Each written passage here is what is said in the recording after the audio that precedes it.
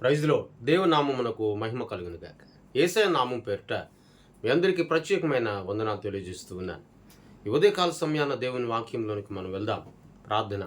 కృప కలిగిన దేవానికి స్తోత్రాలు. ఈ ఉదయకాల సమయమందు నీ వాక్యములు నీ మాటలు విని గ్రహించగలిగే కృపను మాకు దయచేస్తున్నందుకు నీకు స్తోత్రాలు. తోడై ఉండండి, నడిపించమని యేసయ్య నామమును అడుగుచున్నాము తండ్రి. ఆమె. దేవుని వాక్యంలోనికి మనము వెళ్దాం. యోబు గ్రంథం 32వ అధ్యాయం 1వ వచనాన్ని చదువుకుందాం. యోబు తన దృష్టి యందు తాను నీతిమంతుడై ఉన్నాడని ఆ ముగ్గురు మనుషులు తెలుసుకొని అతనికి ప్రత్యుత్తరము చెప్పుట సాలించిరి. ఈనాడు ఈ మాట మన జీవితాల్లో నీరు కట్టి ఫలించునుగాక.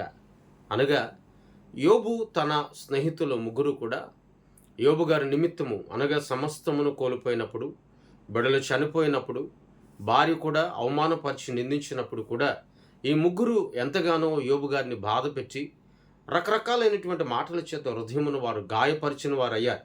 అయితే వారు ఎప్పుడైతే యోబు గారిని హృదయమును, మనస్సును, ఆయనకు పరిశుద్ధమైన జీవితాన్ని, భక్తి కలిగిన జీవితాన్ని గూర్చి వారు వ్యతిరేకముగా మాట్లాడి ఉన్నారో, ఆయన నీతిమంతుడై ఉన్నాడని వారు తెలుసుకున్నప్పుడు ఆయనకు వ్యతిరేకముగా వారు ప్రత్యుత్తరం ఇవ్వడం, సమాధానం చెప్పడం అనేది వారు చాలించారు అని లేఖనాలు చెప్పబడుతూ ఉంది. ఆయనలో ఉన్నటువంటి నీతిని వారు గుర్తించగలిగారు. ఈనాడు ఒక క్రైస్తవురాలుగా ఈ భూమి మీద ఆత్మీయమైనటువంటి జీవితాన్ని అనుభవించుచున్నటువంటి నీవు కూడా నీ భక్తి కలిగిన జీవితంలో నీలో నీతి ఉంది, నీలో యథార్థత ఉంది అని ఇతరులు తెలుసుకునేటట్లుగా నువ్వు ప్రవర్తించాలి. శ్రమలు వచ్చినప్పుడు, దుఃఖం వచ్చినప్పుడు, భయంకరమైనటువంటి వ్యాధిగ్రస్తుడై ఉన్నప్పుడు కూడా భక్తి కలిగిన జీవితంలో, యథార్థమైన జీవితంలో ఎక్కడొక్కడ మచ్చ అనేది అంటుకొనకుండా ఒక యథార్థమైనటువంటి భక్తిని, తన భక్తి కలిగిన జీవితాన్ని కాపాడుకున్నాడు. ఆ భక్తి నీతిగా ఎంచబడింది. వారు యోబు గారిలో ఉన్నటువంటి నీతిని వారు చూచారు. నిజమే.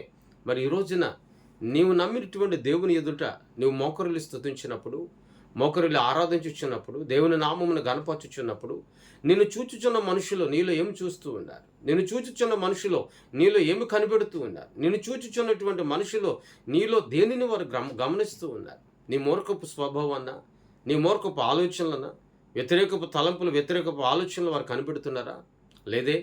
ఏ దేవుని నామమును స్తుతించుచున్నావు, ఏ దేవుని నామమును ఆరాధించుచున్నావు, ఆ ఆరాధనకు యోగ్యుడైన యేసుక్రీస్తు ప్రభుల వారి యొక్క నీతి అనేది నీలో వారు చూడగలగాలి. అందుకే అంటాడు కదా, వారు నిన్ను చూచుచున్నప్పుడు నీలో యేసయ్యను చూడాలి. ఇప్పుడు దేవుని బిడ్డ ఈ ఉదయకాల సమయాన ప్రత్యేకముగా దేవుడు నిన్ను బ్రతికించాడు.